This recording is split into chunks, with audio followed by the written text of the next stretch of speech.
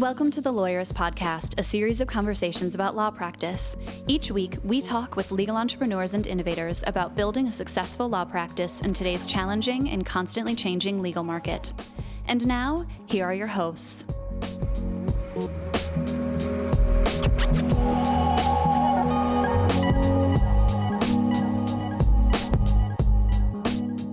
Hi, I'm Sam Glover. And I'm Aaron Street, and this is episode 249 of the Lawyerist Podcast, part of the Legal Talk Network. Today, we're talking with Todd Herman about his book, The Alter Ego Effect. Today's podcast is brought to you by Smith AI, Ross Intelligence, SaneBox, and Alert Communications. We wouldn't be able to do this show without their support. Please stay tuned. We'll tell you more about them later on. A couple of weeks ago, I spent the week with Todd Herman at a conference for other entrepreneurs, and he gave a really powerful talk there. And so I've read his book a while ago, and I'm just really excited to hear the rest of this episode. Yeah, I've been reading his book and deciding what I'm going to call my alter ego, because you have to give it a name. But don't spoil it yet. No, I haven't decided yet. Weird thing, we have had in the last couple of months some podcast listeners inform us that they hadn't realized that we have a website. Yeah. that there is a place on the internet called lawyerist.com that happens to have thousands of articles of really valuable stuff and a podcast archive and videos and an online community and all of the things that have been there for over a decade now. And it's not to call out any of you who are listening to this podcast who, for whatever reason, found this before you found our other stuff. Like, thank you for listening to the podcast. Yeah. But it is absolutely to let all of you know that lawyerist.com is the go-to resource on the internet for small law firms and has been for a really long time. I think I know where this comes from. Okay. Because you listen to a lot of podcasts. I listen to a lot of podcasts. I never go to their websites because for most of those podcasts, all their website is a place to go and see a list of episodes. Our website is not that. No, our website came first and was already the go-to resource for small law firms before we launched a podcast 4 years ago. And I feel confident, if you have never been to lawyerist.com, that if this is not your first episode, if this is your third or 30th, I feel confident that you would enjoy visiting the website and that you would get a lot out of it. Feels like the weirdest call to action in 250 episodes of this show. Yes. Of like, hey guys, did you know? 5 years and here we are. But seriously, check it out, because it is so funny though when we hear somebody's like, hey, I've been listening to your podcast for years. I just visited lawyerist.com for the first time and there's so much stuff there. No kidding. Yeah. So go visit and let us know what you think. Tell us if it met your expectations or if we failed you. I'll be interested to hear about it. So it's at lawyerist.com, by the way. Not lawyerlist.com and not lawyers.com. However, thelawyerist.com will get you there. It will get you there. Although that's not the name of it. Correct. And now we've got a brief sponsored conversation with Maddie Martin from Smith AI, and then my conversation with Todd Herman. Hi, I'm Maddie Martin. I am the head of growth and education for Smith AI. We're a virtual receptionist and web chat service for solo and small businesses, mostly attorneys. Hi, Maddie. Welcome to the podcast. Thanks for being with us. Thanks, Sam. Thanks for having me. So you and I are going to talk about the Clio Legal Trends Report information on responsiveness, which is a little bit shocking. So let me summarize it quickly, and then we can talk about why there's an obvious solution and it's a virtual receptionist. So out of 500 potential client calls placed by an independent research agency, 39% went to voicemail and 57% of those never got returned. Out of 1,000 emails, 60% never got returned, and 71% of those that did get returned were inadequate responses like, thanks for your email, please call me, which is lame. And we know that of those who shop for a lawyer, most people contact more than one firm, and most people who hire lawyers say their decision is based on their initial phone call. So based on that, Maddie, it seems like an obvious solution here is get a virtual receptionist, get some sort of a system so that you can be more responsive on your website, right? Absolutely. It is critical to be responsive to new potential clients. We know that most people who are shopping for a lawyer say that they contact more than one law firm. Yeah. Not only is it important to respond, but also to provide meaningful information. And I would say to really effectively filter out the, unqualified leads from the very well qualified leads who you want to become a new client for your firm. Because what we also see in these past reports, which is shown again here in this year's, is that 59% of people who actually have a consultation don't end up hiring the attorney. So it's important not only to provide information by phone and email, whatever method they're using to communicate with you up front, but to be proactive in sharing information that you know helps people self-screen themselves in or out of the funnel, so to speak, for your law firm. I mean, that makes a ton of sense to me. Like if I'm looking for a lawyer and if all I'm doing is leaving a voicemail or sending an email, I'm going to leave 10 of those or 3 of those, right? With a bunch of different lawyers. If you pick up the phone, or if instead of using email, I've entered my question into a live chat box on your website, if I actually get to engage in a communication there and you're helpful and schedule an appointment with me, I might be done then. You very well would be done then, especially if the person who's communicating on the other side is good at screening and scheduling so that there's some action that happens at the end of that conversation, or at least there's a prompt asking you to take the next step in the process if you're a qualified lead. And what we know is that 67% of new potential clients say their decision to hire is based on the immediate response to a phone call or email. And what we also know is that people are, you're absolutely right, dedicating a little bit of time during the day to find that attorney who they need. But we also know that web chat is really nice for a variety of reasons, not just that it's instant, but also that it's discreet, because people are more and more comfortable expressing themselves through their fingertips and not through their voice. And this is something that Smith AI does, obviously, is they can be the receptionist on your chat as well as your phone call. Maddie, one of the things that keeps coming up is some lawyers have really well-targeted marketing campaigns, and so every phone call they get is likely to be a well-targeted one, and so they don't feel like they're wasting their time picking up the phone. They should have a virtual receptionist so that they can pick up the phone at all times because they don't want to miss out on that quality. The other thing that I often hear is most of the phone calls I get are crap, and it feels like a waste of my time, so I just let them all go to voicemail. But you can help screen too, right? Like people can come up with a few questions that they can give to the receptionist that help screen those calls to make sure that only the valuable ones get through, right? Not only that, but we can screen using your questions and your custom criteria, but we can complete your intake form that you're hosting on your CRM or intake platform, your marketing automation. So if for some reason the lead is not ready to schedule an appointment, which we can do on your calendar, we have API integrations into almost every major legal CRM or software so that that lead is immediately logged in your system and you can automatically start the lead nurturing campaign and drip and follow-ups to convert that potential client. Very cool. If you'd like to learn more, visit smith.ai for more information about how Smith AI can help you. The first 5 people who sign up and mention the Lawyers Podcast will get a $200 account credit. That's awesome. Maddie, thanks so much for being with us today. Thanks so much, Sam. My pleasure.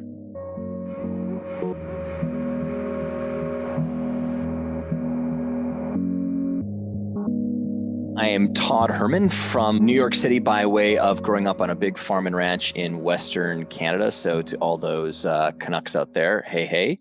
But I have run a peak performance and mental game training and coaching company for the last 22 years, working with Olympic athletes, pro athletes, public figures, and leaders, and giving them the systems and training on how to navigate the 6 inches between their ears so that they can continue to do tough stuff and stare down the natural dragons that anyone that's sort of ambitious has to slay on their path to whatever their definition of success might be. Awesome. Thanks for being with us today. I've been digging into your book, The Alter Ego Effect, Todd. And one of the things I appreciate, which you just alluded to, is the fact that you wrote this book from a position from the, not the back end, you're not done with your career by any means, but you wrote it from after having dozens of years of experience working on these concepts. I find that business books are kind of divided into 2 categories. And one are like, I have an idea that I want to share with people. Sure. And the other is, here's what I know and here's what I've learned over time. And I really appreciated that about the book. Yeah. I mean, I was asked to write this book in 2004, about maybe a year into me really having this as the centerpiece for the work that I would kind of use with people to help them really unlock the capabilities that they already had out on the field. Because I started in sports and then I expanded and built up another training company in the world of corporate and sort of the business world.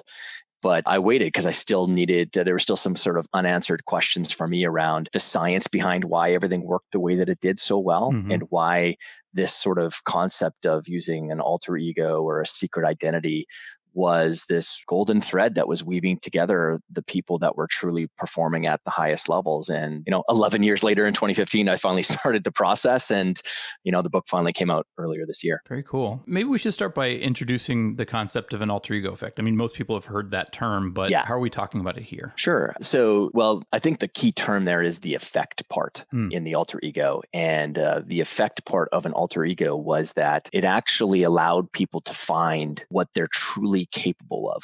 Because many times, every day we all operate through whatever our ego is.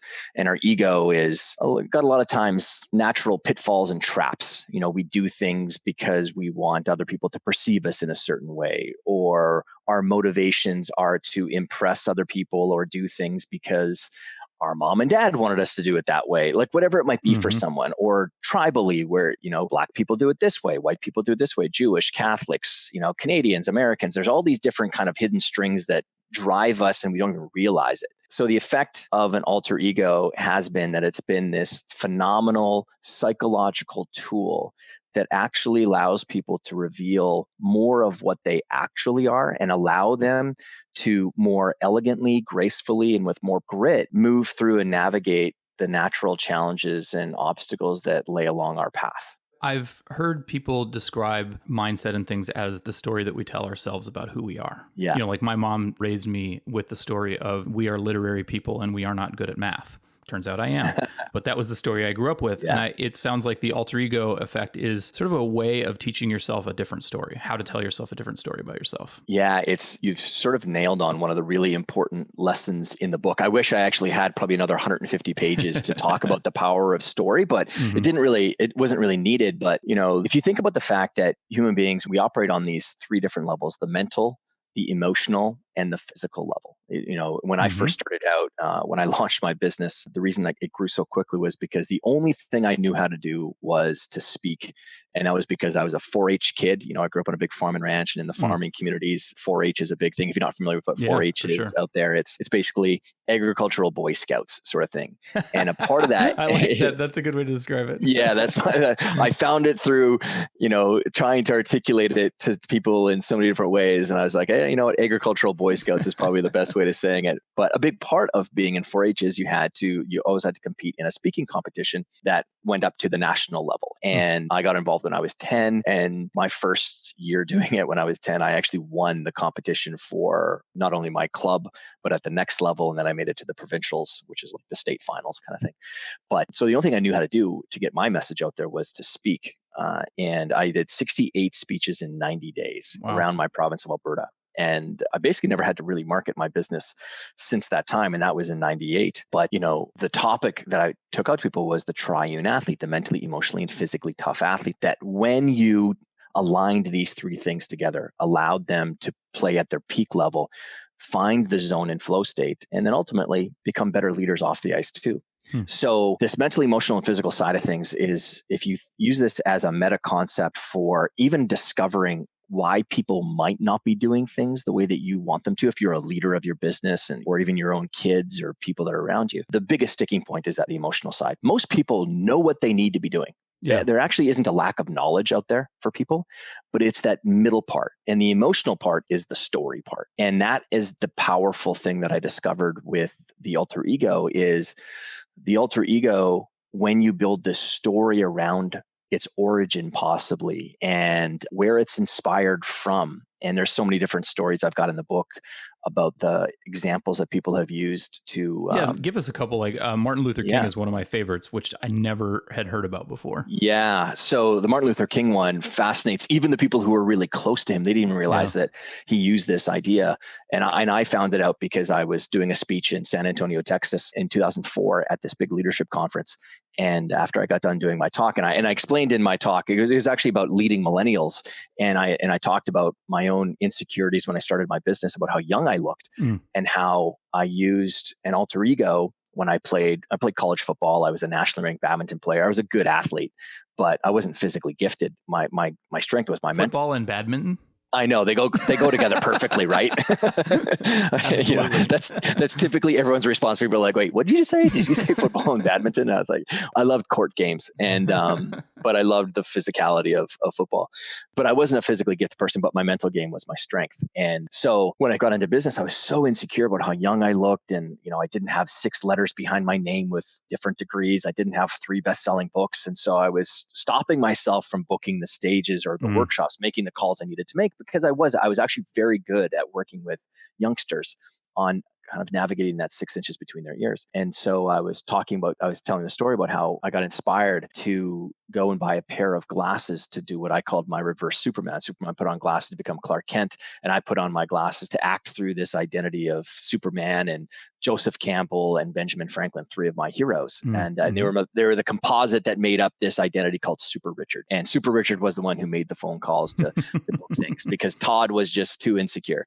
So anyways, I was telling the story, and then this lady came up to me afterwards and she said, "I loved what you just had to say about leading millennials, but specifically, I loved that you used fake glasses to kind of get past your insecurities." And it's funny because Martin used fake glasses too. And I looked down at the placard around her neck, her name badge, and it was Coretta Scott King. Oh, Martin wow. Luther's wife. And so this is just before she passed away. And so we got in this awesome conversation. She told me about how he would, whenever he'd sit down to write his speeches or anything, articles, he would put on a pair of fake glasses to step into what he called his distinguished self, because he felt like he was carrying such an important message and on such an important mission. He didn't want Martin's insecurities to get in the way of saying the important things he needed to say. And so, but this distinguished self could say it in an articulate way. And I always kept that story because it was actually just a private moment between her and I. But now I get to share it more widely. Well, because of the book, but also because in Atlanta Hartsfield Airport, at the main airport there's this great sort of monument area to Martin Luther King. And there's this window box with his glasses on. There is a placard that said, Martin Luther King used these glasses, but they were fake glasses to step into his distinguished self. And and that's just one little piece of this entire process that I talk about in the book because after I sort of discovered this while working with higher and higher quality athletes, that wait a second, this is actually a real common you didn't thread. Make this up. Like you started the book talking about how you were introduced to Bo Jackson, and he explained that it wasn't him on the field. And Beyonce had an alter ego, Sasha Fierce, and it's actually a really common thing. And when you talk about an alter ego, you are actually talking about creating a persona that allows you to put on a cape, basically, and be a different person. Yeah, and step into a new story of how you're going to be acting, inspired by someone or something that you resonate with deeply. And it's that part that's really important, is you just don't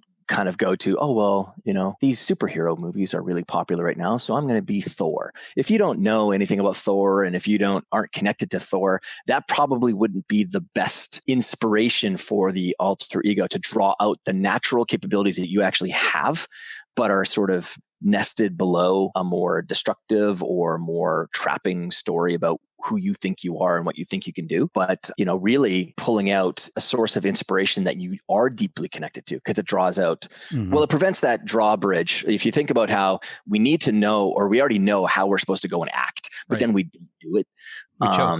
We choke, or we clam up, or we don't say the thing that we wanted to say. We don't close the deal. We don't, respond to our kids if we're at home in a more, loving, compassionate, patient way. Instead, we just fly off the handle or whatever. And then we beat ourselves up because we're like, that's not the way that I want to show up as a parent. What's really funny about the book being out there and become really popular is the number of stories of people using it to actually step into becoming better parents. Yeah, I just was rereading the section where you talked about the military officer who was saying, I need to figure out a way to take off this uniform when I get home with my kids. So I can hear our listeners going, but Sam, I thought we've been hearing all about authenticity, and now you're telling me to act like I'm somebody I'm not. I think I know how you're going to address this, and that it's not actually inconsistent, but I think I'd better let you do that, because there feels like tension between an alter ego and authenticity. Yeah, absolutely. So, authenticity is just the term itself, and authentic in their natural definitions, they're super valuable. Like, it's a valuable term, but just like any words, they end up getting co-opted in society and they become memes of themselves.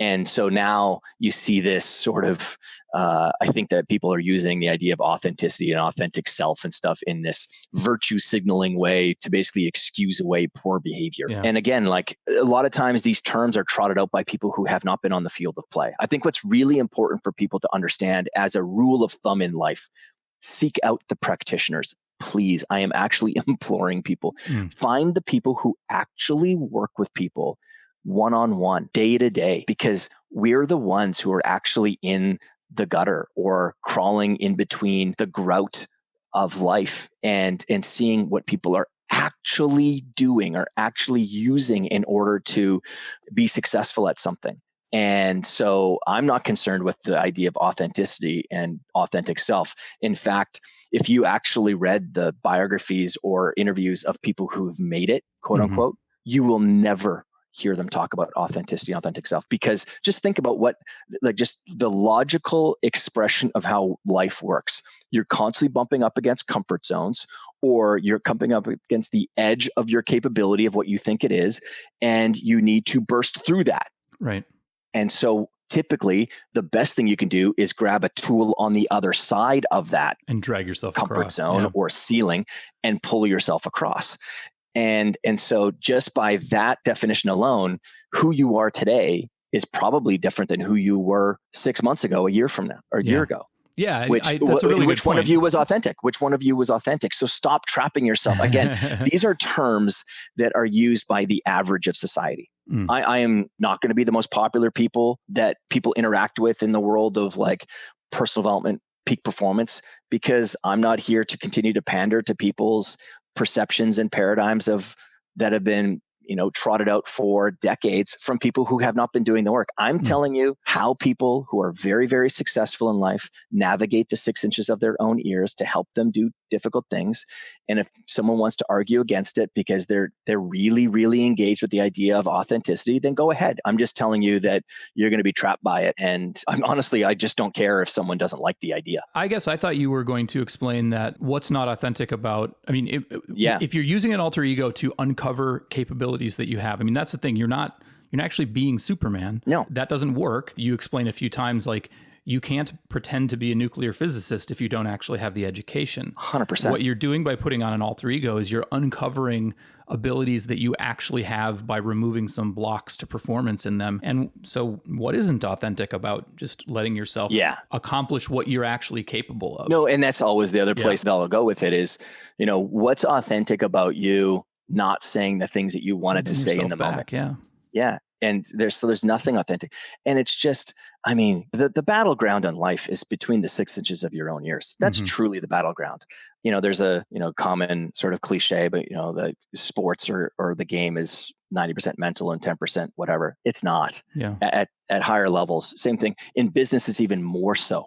I've got more former pro athletes or Olympians that if you ask them, would they prefer to go back and put themselves through the physical challenges of their sport or continue their daily operation as an entrepreneur if they are entrepreneurs?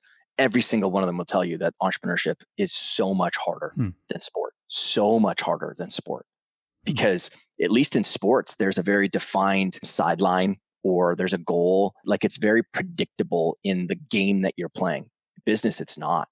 And so that 6 inches between your ears, whatever it takes for you to overcome the self-limitations that typically are there. And if you're using the alter ego, which is something that everyone that's listening has already used. That's the great thing about this is I'll challenge everyone with, you've already used this idea because every human being has. This is what we naturally do as children when we're in our most creative space, which is between the ages of 1 and 7. Yeah, we pretend. We put on and we ask ourselves the questions of, what could I do if? And that's the suspension of disbelief.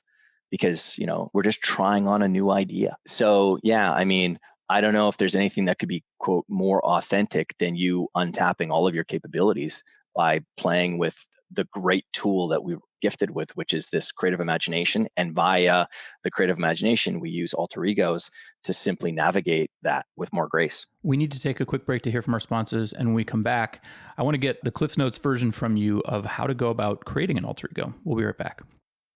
With Ross Intelligence, lawyers conducting legal research leverage AI to get to the heart of legal issues fast. Ask a query in natural language on the Ross Legal Research platform, and Ross will return on-point case law. Attorney Jonathan Udoka says he's able to use Ross as though it were a first-year associate doing top-flight legal research. At $89 a month, Ross is not only fast and intuitive, it's also affordable. See what Ross can do. Go to rossintelligence.com/lawyerist today and get a 14-day free trial.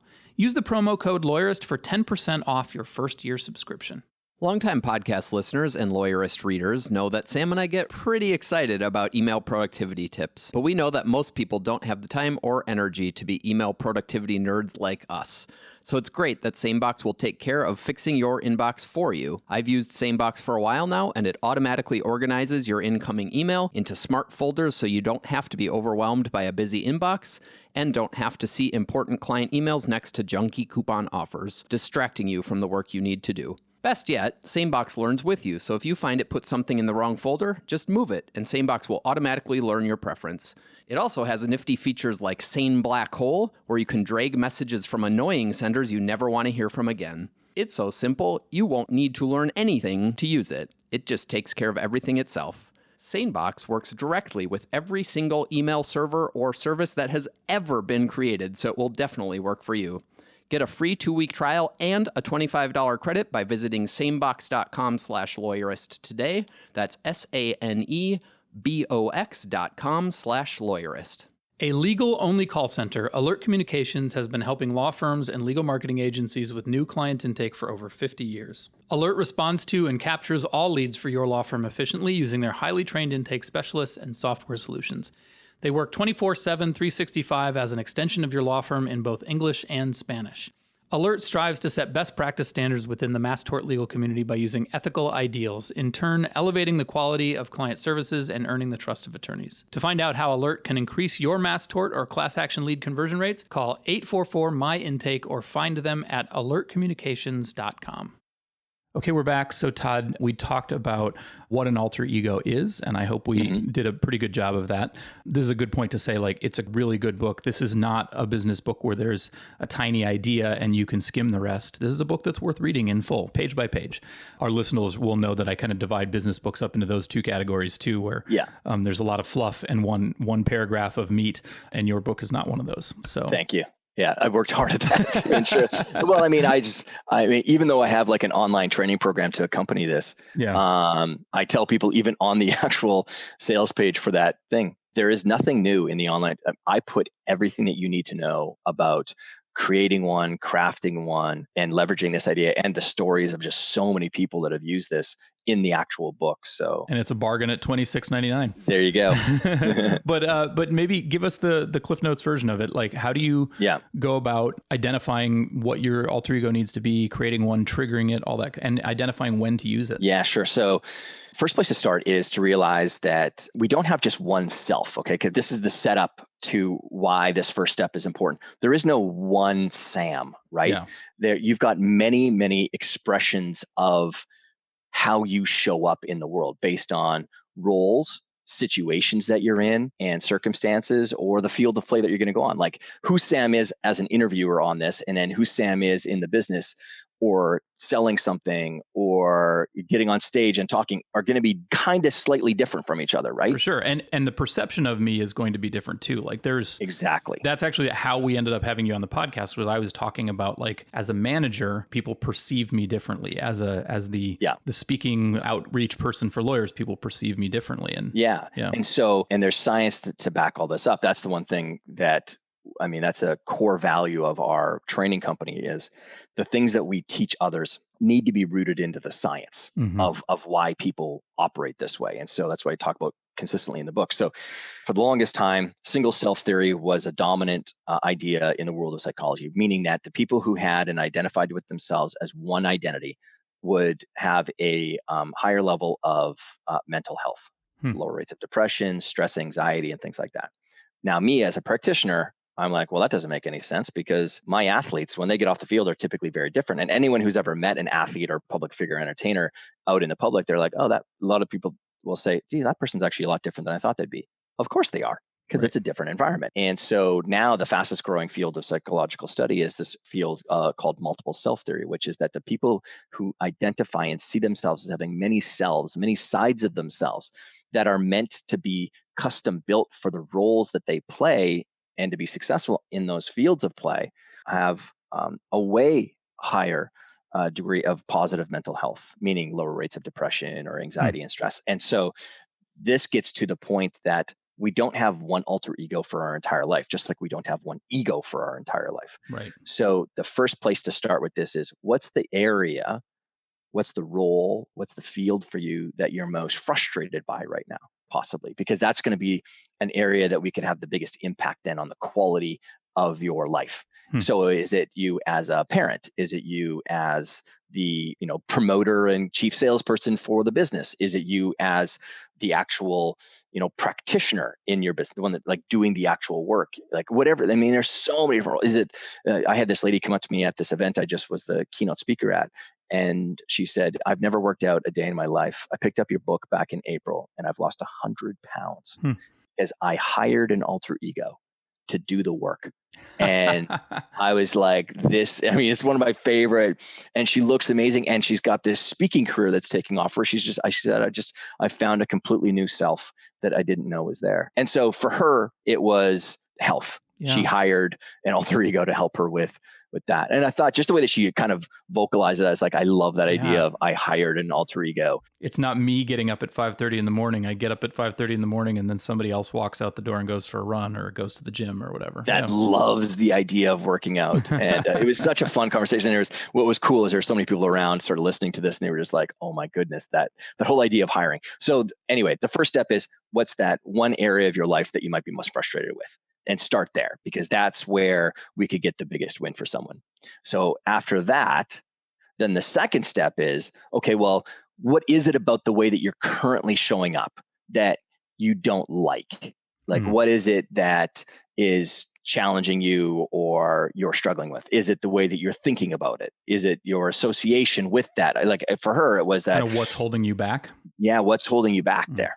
Let's say, because sales is a very popular thing, because anytime, you've got an opportunity for the white hot light of performance to be shone on you, that's typically a sticking point. I call them moments of impact, because that's where you're going to have the biggest, bang for your performance buck. It's in that moment when action is actually happening. And typically it's involving other people getting up and doing a presentation in front of people. I mean, for newer lawyers, I'm guessing a lot of it is like showing up in court or at client meetings or something like that. For older lawyers, I'm guessing it's more about other aspects of their life or business, like being the business leader or being a parent or a partner or something like that. Yeah. Typically it's that business leader side of things. It's that they know how to lead themselves, but oftentimes they struggle with leading other people. In fact, I mean, I have many guys on Wall Street that have built up really big private equity firms here in New York, and they got to where they got because of being a fantastic bulldog in the markets, maybe. But that doesn't work out very well when you're trying to actually build a big leadership team. And so they would keep that bulldog mentality, but they would burn out their teams and have high turnover rates. So I think that's a huge opportunity then to find a new leader that shows up in that moment. Right. So that second step is like, well, what's frustrating you about the way that you're showing up? Is it the actions that you're not taking? Is it the way that you are showing up? Because maybe you're showing up a little bit too meek, or you're showing up too angry. Like as a parent, that can be one of the key things that is stopping people. You're coming home and you're tired, like whatever it is, like just list those things out. Because in the third step, it's all right, now what are the superhero type qualities that you would like to bring to that would make a big impact? How do you want to be showing up? And this gets back to one of the key principles of why this entire process, or why this has been so successful for so many thousands and tens of thousands of people, is that this is the point where we start acting with more intention. You're now choosing how you want to be showing up. Like this sort of separation of people oftentimes are acting through an identity that is trapped by something. You're doing things for other people. The perceptions, you're trying to win people's attention, or anytime you're doing an outside in approach, I call it, you're going to trap yourself. Whereas this power of kind of intentionally choosing, you know what, in this role, I want to be performing this way, not because of it's going to be the highest likelihood of success maybe, but it's because this is how I want to be showing up, is incredibly freeing. And this gets to the point of Now, authenticity or authentic, this is the you that you most want to bring to that role now. As I was reading your book, I was kind of thinking that intentionality on steroids is another way of thinking about the alter ego effect, is like just really observing that here's how I'm going to show up and here's how I'm going to do that. Now, this is what trips people up, is this thing. Because other people have talked about the power of intention. Mm-hmm. However, the power of being a practitioner is I've been able to see how people have actually applied it. Right. And just because there's a litany of many different journals and books and self-help or personal development or leadership books that have been out there that have said, how do you want to be or something like that? And then they go, now just go be it. And I'm like, well, now what you've just done is you've just fallen into the trap of our psychology, which is you're trying to bring willpower to the unconscious. Best of luck with that. Because you're unconscious, that's like why affirmations are so, there's a lot of nuance in affirmations. Affirmations have proven to only work when you already have a positive association with that affirmation. Meaning, if you are already confident in your ability to speak and you tell yourself that you're a powerful speaker, you're going to become a more powerful speaker. However, if you're saying, I am a powerful speaker, and you're scared, you're timid, you're concerned, you're fearful, it will actually cause you to go into more of a depressive state. Multiple studies have been done on this. University of Waterloo up in Canada did a great study on this. So affirming to yourself something positive when you fundamentally don't believe it about yourself will actually cause you more harm. A light bulb just went off while you were talking because, people say, I want to get in better shape. Well, it's the easiest thing in the world. Just go work out every day. Yeah. Right. It's the simplest thing. Just work out every day, but it's also the hardest thing. Yeah. And you just kind of explained that in a way that made sense about why it's so hard. Exactly. Because you're telling yourself a story about it being hard. Exactly. And so what you just unpacked there, though, is that perfect example of that mental, emotional, physical, that triune. Mental, I know I need to work out. I know exactly what exercises I should go and do to go work out and become more fit. But physically, I'm somehow not just going out and doing it. Well, what is it? Well, that's because of the story that sits between the ears, the association with it. It's that you don't have an identity that is of someone who works out. And that's the most powerful part of this. What we're actually doing when we're using an alter ego is we're changing our identity's association. And the identity of someone is the ultimate trump card in the world of performance. A lot of people talk about habits and routines and things like that, behaviors. And for me, that stuff is Cheerios. Right. That stuff is very easy to chew on and eat. But I'm known as being like more of a quick hit artist in sport. Like I'm the guy that when someone needs to get transformed by Saturday and it's a Wednesday for the US Open, I can help make that happen because I can change someone's identity really, really quickly. Well, and it sounds like the tool is like the difference between just intentionality and what you're teaching is actually come up with a name and a personality of your alter ego, right? Exactly. Yeah. And that's what we're moving into is this. Now, what are those superpower qualities that you want to show up? Now, if you just stopped there, again, that's what I said, like willpower, that's the classic idea of, the conscious mind being the mouse and the unconscious being the rumbling herd of elephants. I mean, it's just going to win. And so, but the alter ego was this phenomenal sidestep, which is the creative imagination. Creative imagination is our ultimate superpower as human beings. It's actually the thing that makes us the most unique on this planet and different from other animals. Being able to imagine, yeah. Being able to imagine, being able to tell stories and create narratives in our own head. And that's what the alter ego is now leveraging. And so this sub-step inside of number 3 is, okay, now that you've got these superpowers or these ways that you want to start showing up, who or what already embodies them as a representation that you can latch onto to be inspired to act through. So that's what I did with, say, Joseph Campbell and Benjamin Franklin and Superman. I said, okay, now Super Richard, gave him a name, is that's actually who is going to be making those calls. Todd, no. Todd, who's, he's got some insecurity issues. He's lacking some confidence right now. He's not going to make those calls, but Super Richard is. And I'm latching on to the traits and the qualities and the abilities of those people. It's not faking it till you make it. That's not what it is, because we're not faking the behavior.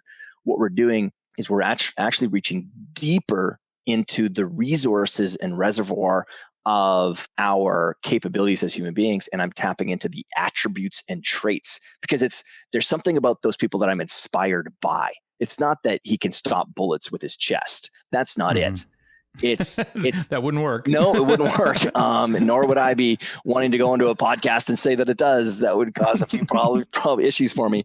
But that's what I'm latching onto. And now this is the thing that gets around that herd of rumbling elephants. Does it help to pick a character that you know Yes. as a shortcut? Like, then you don't have to try and construct one out of whole cloth. Yeah, I've been doing this I've been using this idea of Jesus even for myself since I was 14, like in an intentional way, but building them out for other people since 2003. And yeah, the biggest trap would be trying to just create something out of thin air as opposed to leveraging an existing idea. And why is that? That's because, if you've got a character that you love in fiction or in real life, someone that you might know, or in movies or television, or it's an animal that you have reverence for, you've already got a deep emotional connection. And that's what I'm looking for. Because again, that's what will allow us to lower the drawbridge of emotion to connect the worlds of the mental side and the action side, the physical side. So that idea that you've got about how you want to show up actually gets out. It's just being carried out there through this concept of an alter ego. And, Kobe Bryant's a really good example of this. When he was going through a really challenging time in the early 2000s, and felt like he was sort of losing his identity because of a legal case that he was battling. He was watching the movie Kill Bill, and he saw the Black Mamba in this one scene. And he thought to himself, that's how I'm going to show up on the court. And then he actually took it one step further, which is he then learned more about what the attributes and qualities are of the Black Mamba. Because again, it's like anything in life. Once you start to learn more about something, you actually develop a deeper connection and resonance to it, which is what I want someone to have. To get to your point about, finding something that you already have familiarity with. That's why actually the most popular category of alter egos that's used is actually grandmothers. Yeah, because there's no story that you need to build up there. And I'm not saying that 50% of all alter egos are grandmothers. I'm saying of all the categories that there could be that are out there, grandmothers is the most popular, or someone from your family or in your private circle. Not Thor, not Superman, not Wonder Woman. And those are because those are the obvious examples that you pull out. But and so because now it's like there's this sort of inspired alter ego that I'm sort of latching to. It already has these superpower qualities that I would like to show up with.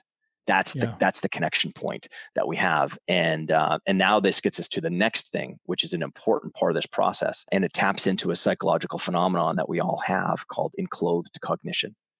Enclothed cognition is this natural process human beings have where we attribute story and meaning to the clothing that we put on and other people have on. So if I see someone come into a room with a white doctor's coat on, I'm automatically, just unconsciously, I don't need to consciously think about this at all. I'm automatically going to attribute to that person that they're probably smart, that they're detailed, that they're methodical, even trustworthy. And again, someone else's narrative might be slightly different, but that would be the most common global story around a doctor. And what's crazy about this sort of phenomenon that exists inside of humans is if you were to actually put on a white doctor's coat, you would naturally start to act more methodical, more detailed, and more careful without even having to think about it. Okay, that's what enclosed cognition actually means. And it's been proven out with different studies that have been done on the concept and the idea. I was just listening to somebody talk about just saying the words "I'm excited" make you more excited. Yeah. Well, here's the actual simple. Yeah. Here's even one that goes even further with that. And this is the kind of the trappings of the self-help world. So people often tell you to say things like "I am," right? That's how most affirmations are built. I am excited. I am a great leader. No. Proven out that if instead you talk to yourself in the third person format, you would actually get higher levels of performance. One example one study that was done was actually marathon long distance runners, that while they were running, if they said, I am strong, that would give them a modicum of result. Interesting. But if they said to themselves, you are strong, you are powerful, their results went way up. And this is the stuff, this is why I tell people, like, listen to the practitioners, because only those of us that have been working with people have been testing this stuff for such a long time. I never get people to say, I am. You are is so much more powerful. You are. Is this about how to trigger it? Yeah, this is about how to Yeah. trigger it. So the idea of like, you are strong is this idea that you have this sort of altered self, this super self that's coaching you now in your own mind. The 6 inches between, it's such a fascinating and fun place to go to. Like, that's why I love only talking to the people who are doing phenomenal things. And I'm really good at unpacking what it is they've actually been thinking about, because that's the stuff that's so valuable. But yeah, instead of the I am, it's the you are. But this isn't the part of the, so that fourth step in this process to get back to enclosed cognition is you want to find a totem and an artifact. You want to find something that you can put on, you can wear, you can have with you possibly in your pocket as a triggering device to help you switch on and into that super self. This is like MLK's glasses or your Exactly. football cards. And yeah, or even my glasses, or, I talk about Beyonce and Sasha Fierce in the book, and how the reason she created Sasha Fierce is because she was a gospel singing young girl in Houston, Texas, with a phenomenal voice, singing obviously gospel hymns. Now all of a sudden she's thrust into this performance group, which started out with 8 girls in it, and they're dancing provocatively on stage and they're singing provocative lyrics, and that was very difficult for her because that wasn't a part of her identity. She was a gospel singing girl, and so she created Sasha Fierce as this super performer that would go out there that loved doing those things, and that's who she would step into. And she talks about in different interviews how it was literally when she would just start styling her hair, that's when Sasha Fierce would go, or when she would put on the makeup, that became her totem, that became her triggering device for Sasha Fierce to come alive. And she even talks about how oftentimes when she would get back into the green room or the dressing room afterwards, she would completely have forgotten about what actually happened out on stage. Now, that might sound strange to people, but for me as a performance guy, I'm like, exactly. That's because you found the zone in the flow state. The zone in the flow state is typically a lack of remembering because you're so locked into the process. Right. And I mean, that's ultimately why I'm doing this for people is, whether or not an alter ego is this phenomenal device and tool that we use to help us perform at peak levels, it was the best thing that I could ever use with someone to help them get into flow state or zone state. There was nothing else that I could find from a psychological standpoint that could trigger zone and flow faster than using this powerful internal narrative of an alter ego. Yeah. And then using this idea of an article of clothing, a ring, a bracelet, a necklace, a pair of socks, anything that could be used to help you step into that was just a part of that great process of really showing up and committing to the process of how you want to be serving in that role or in that moment. So there's a lot more to it, in which people should read the book to get, or go to your website and learn more. Yeah. I'm curious. I always like to explore the exceptions too. And I'm wondering, is there a kind of person or a kind of mind mentality, a profile who might not benefit from using an alter ego? I would, for the sake of argument, love to be able to just unpack someone or something. I haven't found anything. I mean, again, I've done this for a really long time. There isn't, and I go through in my own mind, I go to, okay, culturally, is there anything culturally that has been challenged by this? And the answer is no. If there's actually been a group of people that has, and it's not that there's a big objection to the idea, because my favorite thing about this is the most common response I get from people is, oh my God, I actually feel like I've been using some of this in my life. And I'm like, yeah, that's how you know you've actually found a good concept is everybody's already doing it. Yeah, I feel like I'm doing this. And then it's just that they go, but now I feel like I can put my hands on the steering wheel and actually drive this. And I'm like, yeah, that's the powerful part of this. So, but if there was a culture, a group of people, it's actually, white people in North America. If there is a group of people that is more trapped, and the reason is because a lot of people are very much ruled by the thoughts and opinions of other people, wanting to look a certain way to others. And if there is culturally a group that is most trapped by it, it is that classic Anglo-Saxon German ruling or group as an identity in North America. I've done this, and I love talking about this whole cultural difference, the differences. If there's a group that latches onto it and uses it most quickly, it's actually Black people in North America.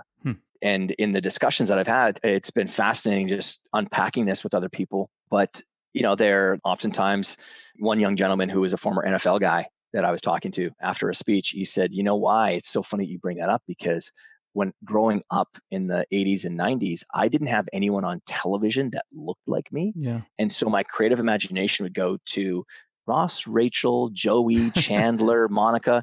If that was actually a group of 6 Black friends, who would be playing those roles? Is it Denzel? Is it like, and then there's this big group of people, and we started sort of chatting about it and kind of laughing about it. But so the point about that was they've been using their creative imagination so much already in sort of playing out. Well, and the concept of code switching is what came up for me immediately, which most white North Americans probably haven't ever heard of, but everyone who isn't described by that code switches all the time in order to fit in where they are. So So anyway, to answer your question, no, not really. It's I haven't met any sort of discipline or job or role that hasn't taken this and just ran with it or hasn't already been using it. One last question. Did you use an alter ego before you opened up Zoom to record this podcast today?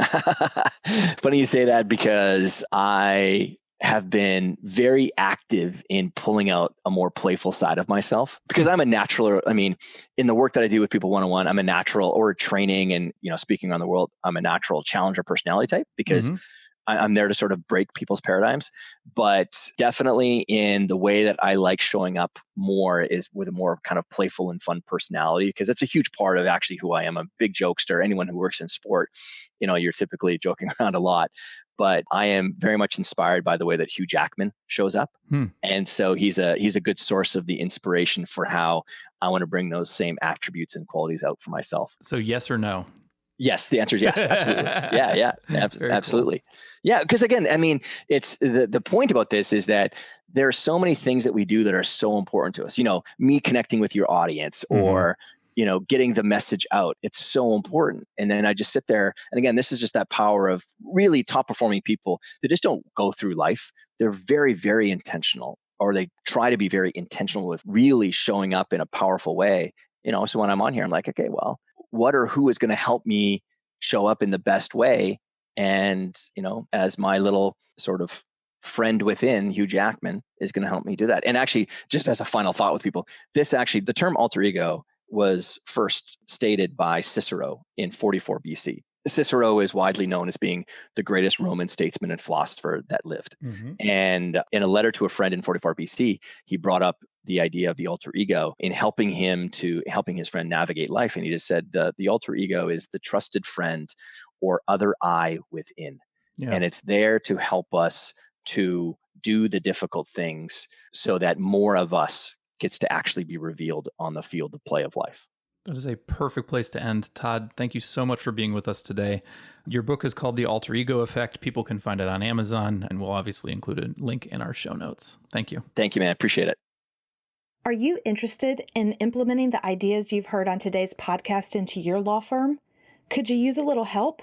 Hey guys, it's Stephanie, the VP of Community Success here at Lawyerist, and I'd love to help you tackle your business or take it to the next level. Head over to go.lawyerist.com/start to sign up for a quick call with me, and let's talk about how Lawyerist can help you create your best law firm.